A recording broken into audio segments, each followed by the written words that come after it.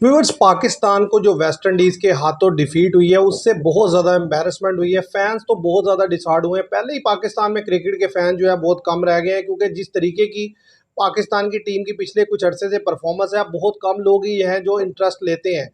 लेकिन पे दर पे इस तरह की जो शिकस्त आती है, कभी वेस्ट इंडीज़ के हाथों आती है, कभी T20 में यूएसए को हाथों हारते हैं, तो उससे होता यह है कि मज़ीद लोग जो है ना फ्रस्ट्रेटेड हो रहे हैं और मज़ीद क्रिकेट से बदजन होते चले जा रहे हैं और दूर जा रहे हैं।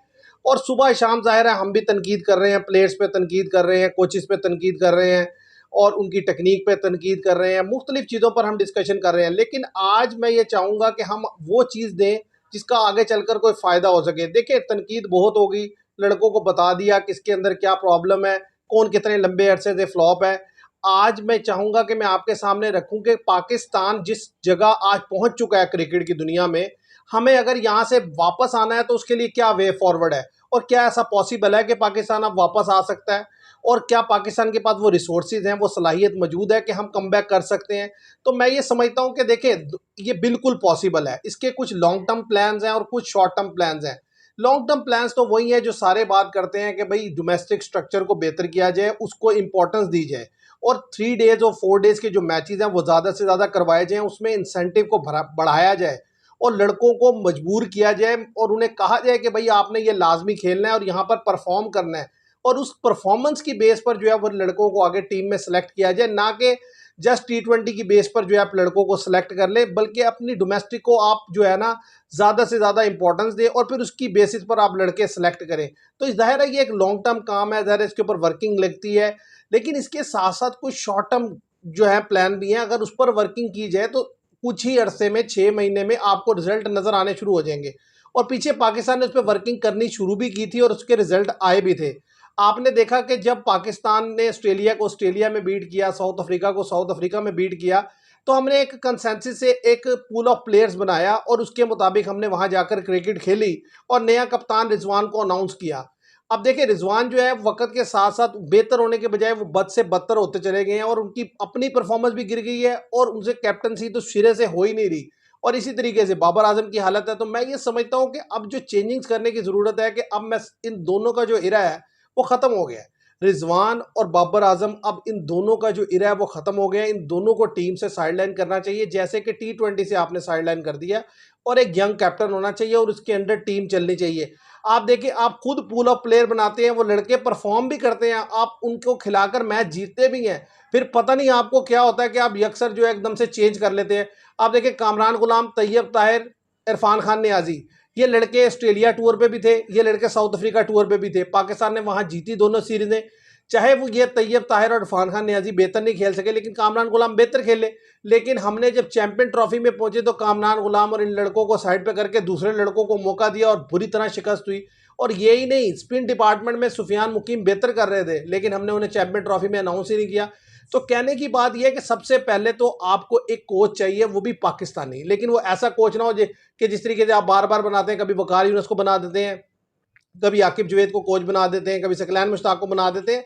एक्चुअली आपको कोच चाहिए शुएब अख्तर जैसा, वसीम अकरम जैसा, कि जो के सख्त कोच हो और जिसके पास अथॉरिटी हो, और बोर्ड को भी चाहिए कि उनको फुल फ्लैज अथॉरिटी दें। आप जब अथॉरिटी देते हैं तो ऐसे को दे देते हैं जिसे खुद नहीं पता कि क्या करना है, जैसे माइक हैसन। और दूसरी तरफ आप जब अच्छे कोचेज आपके पास अवेलेबल होते हैं तो सारी अथॉरिटी आप अपने पास रख के बैठ जाते हैं। तो पाकिस्तान से कोच हो और उसको अथॉरिटी दी जाए और वो अंडर जो अपने पूरी टीम बनाए, वो भी पाकिस्तान से मेजॉरिटी लड़के लिए जाए। उसकी वजह यह है कि आपके हमसाए में इंडिया ने अपनी क्रिकेट को इम्प्रूव किया, तो आप देखें कि सारे लड़के कोचिज कौन से हैं जो पाकिस्तानी हैं, बहुत सारे लड़के कौन से हैं जो इंडियन हैं, बहुत कम कोचिज हैं जो बाहर से आते हैं, जो किसी जैसे बॉलिंग कोच उन्होंने मोर्ने मोरकर लिया हुआ है या टेंड स्कॉटे को लिया हुआ है, लेकिन मेन हेड कोच उनके गौतम गंभीर हैं। इसके अलावा VVS लक्ष्मण सर्व कर रहे हैं, उससे पहले राहुल द्रविड़ थे। और जब से इंडिया ने ये स्ट्रक्चर बनाया है उसकी टीम बेहतर हो गई है। तो हमें भी इस चीज़ पर काम करने की ज़रूरत है और साथ ही साथ देखें, आपको इन कोचेज़ को अथॉरिटी देनी होगी। ऐसा नहीं होगा कि लड़के इनके सरों पर चढ़ के नाचते रहें, कि जिस तरह मोहम्मद यूसुफ के बारे में आया कि जो है बड़ी बदतमीजी की शहनशाह अफरीदी ने 2024 के T20 वर्ल्ड कप में। तो इनको पूरी अथॉरिटी मिलनी चाहिए, लेकिन ज़ाहिर है उनके ऊपर भी चेक एंड बैलेंस होना चाहिए।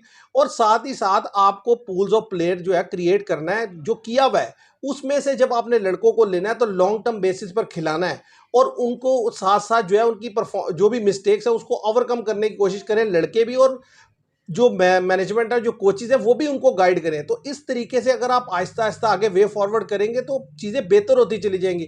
और ख़ास तौर पर ये जो आपने क्राइटेरिया रखा है कि एक दफ़ा आप उठाकर प्लेयर को बाहर निकालते हैं, ख़ास तौर पर सीनियर प्लेयर्स की मैं यहाँ बात कर रहा हूँ, और फिर बगैर उनकी कहीं परफॉर्मेंस या आप उन्हें वापस ले आते हैं। नसीम शाह को जब पहले बाहर किया था तो इसीलिए किया था, वो परफॉर्म नहीं कर रहे, वो फिट नहीं है। अब उन्होंने कहीं परफॉर्मेंस नहीं दी, आपने उठा के दोबारा उन्हें खिला दिया ओडीआई, और उनकी हालत फिर देख लें आखिर के ओवर में वो क्या कर रहे हैं। अच्छा, हसन अली को आप कह सकते हैं कि जी उन्होंने टी20 बेहतर खेले, और भाई टी20 बेहतर खेले तो ओडीआई किधर खिला रहे हैं आप। सबसे पहले तो आपको अपने लड़कों को जो लॉन्गर वर्जन की क्रिकेट है ना, इसके लिए प्रिपेयर करना होगा। इस वक्त हमारे यहाँ हालत यह है कि हमारा कोई लड़का भी ना ओडीआई खेलना चाहता है, ना टेस्ट खेलना चाहता है। वो सारे के सारे सिर्फ टी20 खेलना चाहते हैं कि ताकि ज़्यादा एफर्ट ही ना करनी पड़े। और दूसरा कसूर ये हमारे बोर्ड का, हमारी मैनेजमेंट का भी है, जो वेस्ट इंडीज से भी चाह रहे थे कि किसी तरह जो है वो ओडीआई कैंसिल हो जाए। बात यह, अगर आप लॉन्गर वर्जन ऑफ क्रिकेट नहीं खेलेंगे तो ना आपकी शॉर्टर वर्जन की क्रिकेट बेहतर होगी, ना लॉन्गर वर्जन की। आप देखें वेस्ट इंडीज़ ने कितने अरसा इसी चीज़ पर काम किया है। वेस्ट इंडीज़ की टी20 की हालत ये हो गई है कि 2016 के बाद वेस्ट इंडीज़ कहाँ खड़ा है, आपके सामने ही आज 10 साल होने को आए हैं। टी20 में भी वर्ष परफॉर्मेंस हो गई है न्यू वेस्ट इंडीज़ की। तो लॉन्गर वर्जन की क्रिकेट से प्लेयर बनते हैं, बॉलर बनते हैं। आप एक बॉलर आकिब जवेद लेके गए थे न्यूजीलैंड में, उसने बेहतर बॉल की थी लड़के ने, आज वो नजर नहीं आ रहा आपको कहीं। तो कहने की बात यह है कि लड़का जाता है, वापस आता है, पता नहीं किधर चला जाता है। इसी तरीके से बैटर आप लेके जाते हैं। अब कामरान गुलाम कोई बुरा बैटर तो नहीं था, अगर वो कुछ एक दो मैचों में फ्लॉप हो गया तो अब इसका मतलब ये तो नहीं कि उसको बिल्कुल ही साइडलाइन कर दिया जाए। आप उसे स्काउट के साथ तो रखें, जब जरूरत पड़े उसे खिलाएं। क्योंकि ये जो बाबर आजम और रिजवान, इन दोनों का जो सबसे बड़ा मसला अब हो गया ना, कि ना तो ये खेल ही पा रहे हैं, और ना इनके अंदर वो जो बासित अली कहते हैं ना, वो भूख ही रह गई है कि भाई मैंने रन्स बनाने हैं। आप 3 मैचों में आप देखें कि रिजवान ने जो है 69 किया है, और बाबर आजम को आप देख लें तो उन्होंने एक में 47 किया है, एक में 956 रन बाबर आजम ने किया, और 62 के स्ट्राइक रेट से और 18 की एवरेज से रन किया। मतलब आपके दो मेन प्लेयर जिनके ऊपर सारा पाकिस्तान डिपेंड कर रहा है, वो इस तरह की परफॉर्मेंस दे रहे हैं। और होता यह है कि जब आपका मेन प्लेयर परफॉर्म ना कर रहा हो तो सारी टीम बैठ जाती है। इसकी एग्जांपल आप देख सकते हैं कि इंडिया में जब जब बुमराह खेला इंग्लैंड में टेस्ट, इंडिया दोनों टेस्ट हार गया। लेकिन जब बुमराह नहीं था, उनके बॉलर ने अच्छा परफॉर्म किया और वो टेस्ट जीत गए। इसलिए कि बुमराह के अंडर खेलते हुए लड़के अंडर प्रेशर होते हैं, वो प्रेशर फील कर रहे होते हैं कि यार पता नहीं अगर हमने परफॉर्मेंस नहीं देंगे तो ये होगा वो होगा, या वो उसके ऊपर बहुत ज़्यादा रिलाई कर रहे होते हैं। लेकिन जब वो नहीं होता फिर पूरी कोशिश करते हैं, मैच निकाल लेते हैं। ऐसे ही मैं ये समझता हूँ हमारे ये जो दोनों प्लेयर हैं इस वक्त जो हो गया इनका एंड। इसी तरीके से अब्दुल्ला शफीक, भाई अब्दुल्ला शफीक को आपको चेंज करके को प्रॉपर ओपनर लाना पड़ेगा। साइम अयूब को जो है अपना ये जो ऑफ साइड ऑस्टम जाती गेंद को ठीक करना पड़ेगा। ये एरियाज है जिस पर आप काम करेंगे तो आहिस्ता आहिस्ता आप बेहतर होते चले जाएंगे। आपको एक ओपनर प्रॉपर चाहिए। मैं कहता हूँ साहिबजादा फरहान को मौका देके देख लें, या आप किसी और ओपनर का आजमा के देख लें। लेकिन जब तक आपके पास प्रॉपर 2 ओपनर और उसके साथ एक बेंच स्ट्रेंथ के तौर पर एक ओपनर ना मौजूद हो, और इसी तरह वन डाउन का प्रॉपर प्लेयर ना हो, क्योंकि बाबर आजम और रिजवान तो मैं समझता हूँ ये एंड हो गया इनका।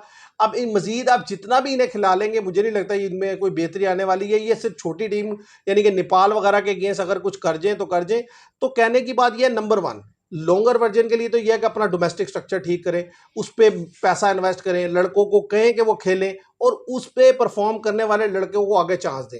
और साथ ही साथ फिर ये करें कि आप जो अपना जो कोच हैं वो पाकिस्तानी लाएं, लेकिन वो कोच हो शुएब अख्तर और वसीम अकरम के लेवल के, जो अपनी बात मनवा सके लड़कों से। इसी तरीके से फिर आप क्या करें कि जो ओपनिंग स्लॉट है इसमें जो है आप जो है चेंज करें, और साथ ही साथ जो अब्दुल्ला शफीक है या कोई भी लड़का है वो तभी आकर टीम का साथ दे जब वो नीचे डोमेस्टिक में परफॉर्म करके आ रहा हो। विदाउट परफॉर्मेंस आप लड़का सेलेक्ट कर लेते हैं। और कम से कम इस बात को ज़हन-नशीन करें कि आपको जो है एक मीडियम पेसर ऑलराउंडर रिक्वायर्ड है, और इसके लिए पीएसएल में क्या, डोमेस्टिक में क्या, हर जगह कहें और उसके ऊपर वर्किंग करें ताकि आपको कोई ऑलराउंडर मिले। क्योंकि जब तक वो फिट इन नहीं होगा आपकी प्लेइंग 11 पूरी नहीं होती। दुनिया में वही टीमें ज़बरदस्त हैं जिनके पास एक प्रॉपर मीडियम पेसर ऑलराउंडर है। आपके पास नहीं है, इसलिए आप फंसे रहते हैं। कभी आप 4 बॉलर से खेलते हैं, कभी आपकी बैटिंग शॉर्ट हो जाती है। तो मैं ये समझता हूँ, और कम से कम इस बात को ज़हन-नशीन करें कि 3 फास्ट बॉलर लाजमी हो और 2 स्पिनर आप लेकर जाएं। कम से कम 5 बॉलर 50 ओवर में होंगे आपके पास, तो आप विकेट्स ले सकेंगे। आप पिछले देखें, आप जब से चैंपियन ट्रॉफी हुई है या उससे पीछे भी चले जाएं, मुसलसल एक ही प्रॉब्लम है आपकी साल से। वो क्या है कि 30 ओवर तक आप मैच को बना के रखते हैं, उसके बाद मैच आपके हाथ से निकल जाता है। तो क्यों निकल जाता है? सिंपल सी बात है कि आपके बॉलर थक जाते हैं और आप एक बॉलर शॉर्ट से खेल रहे होते हैं, तो आप 30 ओवर तक तो अपने मेन बॉलर इस्तेमाल कर लेते हैं, जब रह जाते हैं दूसरे बॉलर। और दूसरा ये कि जो मेन बॉलर थक चुके होते हैं तो उनको मार इतनी पड़ती है कि मैच आपके हाथ से निकल जाता है। तो ये फार्मूला आपका वर्क करके दे ही नहीं रहा, फिर भी इस पर काम किए चले जा रहे हैं, तो भाई इसको साइड पर कर दें और रिजवान को से जान छुड़ाकर जो है एक नया कप्तान बनाएं और उसे कम से कम 1 साल के लिए बनाएं। उस लड़के को तंग ना करें, यानी कि उसके ऊपर तलवार ना लटका के रखें कि जी 1 सीरीज 2 सीरीज, 1 साल के लिए बनाएं, उसे ग्रूम करें, उसे मौका दें। तो मुझे लगता है कि आहिस्ता आहिस्ता चीज़ें बेहतर होती चली जाएंगी और पाकिस्तान दोबारा से अपने पैरों पर खड़ा होकर बेहतर क्रिकेट खेल सकेगा, क्योंकि हमारे पास टैलेंट मौजूद है लेकिन उस टैलेंट को यूटिलाइज नहीं किया जाता सही तरीके से, इस वजह से हम यहाँ तक पहुँच गए हैं। तो मैं उम्मीद करता हूँ आपको ये वीडियो पसंद आएगी। Thank you very much.